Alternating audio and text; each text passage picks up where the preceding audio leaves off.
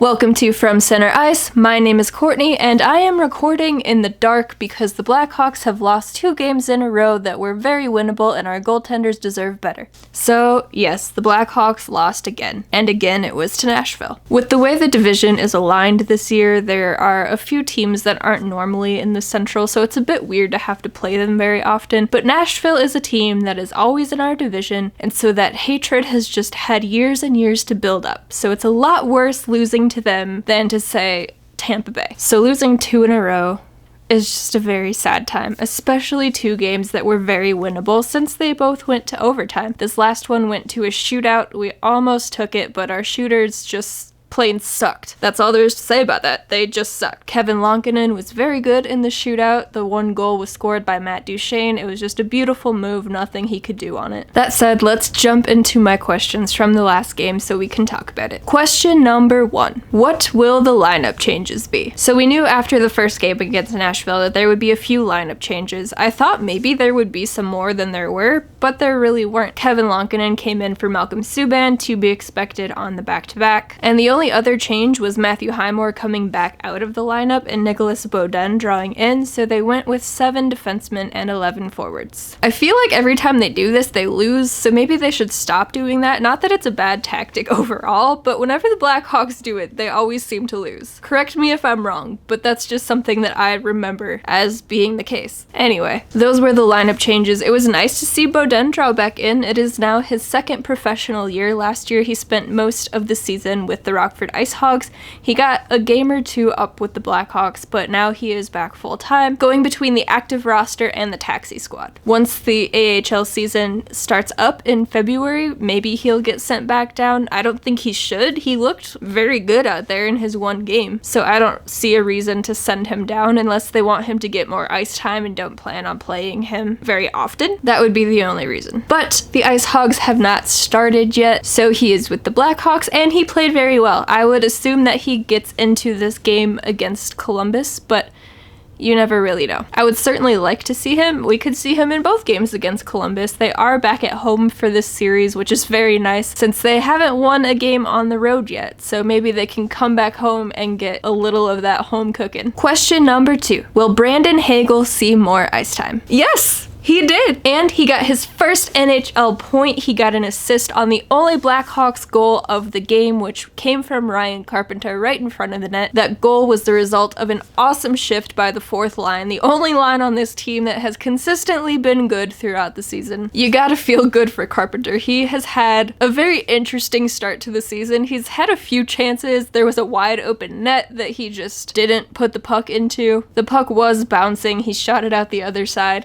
It happens, but when a game is close, you really hate to see that happen. But this time, the puck luck was on his side. This one was probably a harder goal to get than the one that he missed, but he got it. That's all that matters. It ended up tying the game in the 3rd period and took this thing to overtime where neither team scored. The Blackhawks looked a lot better this time around in overtime than they did in the first game against Nashville. Unfortunately, they just could not put the puck into the back of the net despite having a few chances to do so. So then it went to the shootout, like I said. But this question was about Brandon Hagel. He did get more ice time. He saw some time on the penalty kill, so I had to look up his ice time from the past 2 games.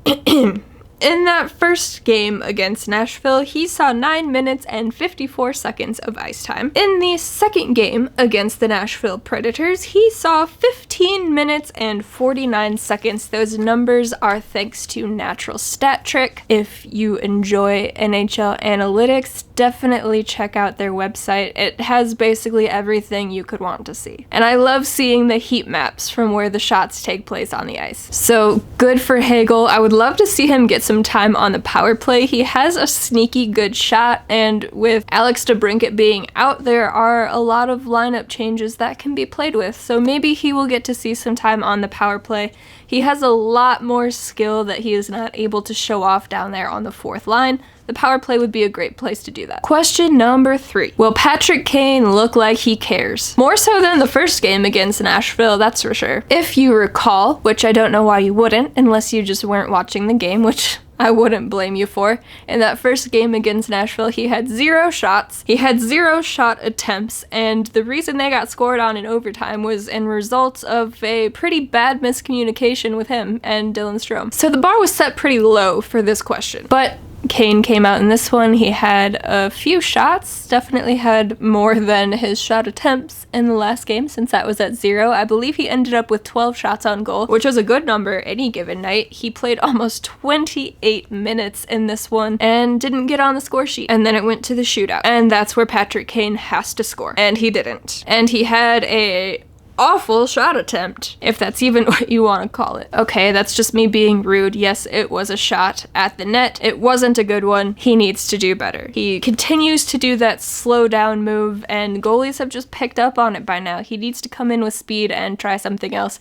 He tried to go low blocker on UC Saros. Saros didn't move. He just read it the whole way and stopped it. The other 2 shooters were Dominic Kubalik and Matthias Janmark, not Calle Jarnkrok. Unfortunately, neither of them could put the puck in the net either. The only Nashville Predator to score was Matt Duchene, as I said previously, and it was just a wonderful shot. Kevin Lankinen made 2 other great saves in the shootout. Unfortunately, his effort was not rewarded, and throughout the first 65 minutes of the game, he was fantastic again as well. He was rewarded with a point, but where the Blackhawks sit, I would rather them just lose in regulation. I don't think any of us expect the Blackhawks to win the Stanley Cup this year. If they did, that would be amazing and probably one of the most unexpected things. So if they're not going to do that, I would rather them not get these garbage points by going to overtime and losing, because then you just end up with the possibility of a worse draft pick. I will never argue with winning. I don't want them to just go out there and intentionally lose. That's not what I'm saying here at all. I would love for them to win every single game. That would be great. But if they're not going to win, I would rather not get the garbage points. Does that make sense? It makes sense to me. So that game is behind us. That series is thankfully behind us. I can't be as critical about this last game against the Preds. It wasn't nearly as bad as the first one was. It was just a game. They really needed some more offense. They weren't getting it. They had a pathetic lack of shots throughout the first 2 periods. I think they ended up getting around 20, maybe it was 30. It was one of the 2. But once again, they gave up way too many. Our goaltender stood on his head, much like Subban the night before. Those 2 deserve better. So let's fully put those 2 behind us and move on to this next series against the Columbus Blue Jackets. That team, much like the Blackhawks, is coming off of 2 overtime games as well. Both of theirs ended up going to the shootout. They lost the first one. They won the second one, which was played Thursday night. So we get them on the back end of a back-to-back. Maybe the more well-rested team will take advantage of that. Maybe not. So let's jump into my questions that I have for this game against the Columbus Blue Jackets. Question 1. Who wins the Battle of the Pest, Andrew Shaw or Max Domi? During the offseason, the Montreal Canadiens made a trade with the Columbus Blue Jackets, sending Max Domi down to the Blue Jackets for Josh Anderson. Max Domi, a very good hockey player, definitely a pest. He was teammates with Shaw when they were both in Montreal, so this one will be interesting. Both of these guys love to get under the skin of their opponents. We'll see which one does a better job. In my totally non-biased opinion at all, I think it'll be Andrew Shaw. Question 2. Can the Blackhawks finish this one in regulation? Win or lose? Can they just do it in regulation? Not go to overtime, not go to the shootout? Can you just not stress us out for a game? We had 2 overtimes against Nashville. That was more than we needed. Can you please just win this one in regulation? I mean, finish it in regulation, but please win. It would be really nice to get back into the win column. Question 3. Will the team help their goaltender? I feel like in the last 2 or 3 videos, the last question that I've had sort of speaks for itself. This one is another one of those. And that can go a bunch of different ways. In this last game against Nashville, yes, they did give up a lot of shots, but they had a huge lack of offense on the other side. Some games they score more goals, but they still end up giving up way too many chances. And those games they might win more so than the games where they just don't shoot the puck. But the goaltender can't do it all. You gotta help him out. Other times, like in the beginning of the season, the Blackhawks just put the puck in their own net, or it bounces off of the defenders and goes in the net. That certainly doesn't help your goalie. So there are a few different ways that the Hawks could step up and actually help their goaltender in this one. Will they do it? And there you have it. Those are my 3 questions for Friday night's game against the Columbus Blue Jackets. We're most likely going to see Joonas Korpisalo in net because Elvis Merzlikins was in net the night before. Of course, sometimes goalies are just weird and they end up playing the back-to-back. That is up to the coach, but I would assume we see Korpisalo in net. Both goaltenders are very good though, so the Blackhawks have a tough test ahead of them. We'll see if they can take some more shots, take some more quality shots, and get some more goals. Wouldn't that be nice? They did a pretty good job scoring goals when they were back at home against Detroit, so maybe they'll do that again here against the Blue Jackets. And let's just give our goalies an easy game for once. All 3 of them have been the MVPs of the season so far. Say what you want about each guy's performance. A lot of people are very high on Kevin Lankinen right now, as they should be, but the other 2 are doing their job as well. Malcolm Subban had a very good first game against Nashville. His first game of the season wasn't as great with the 5 goals going in, but again, you can't blame any of those on him. Colin Delia played 2 games, once against the Tampa Bay Lightning, once against the Florida Panthers. Both of those series were a total dumpster fire. You can't blame that on him. I hope we get to see him come into a game soon to go on a little bit of a redemption tour here. Because from what I am seeing, the Blackhawks fans are not very happy with Colin Delia so far this season, but I know he can be a lot better than what we saw. That said, I fully expect Lankinen to get the net on Friday night, but you never know. I wish they would announce the lineups a day before so I could have something more than a prediction for you, but this is hockey and they never make anything easy. Thank you all so much for tuning in. If you want some more from Center Ice, you can check out the description of this video where all of the social media pages are linked. You can also head over to FromCenterIce.com where you can keep up with the latest podcast episodes, which are also on this YouTube channel in their own little playlist.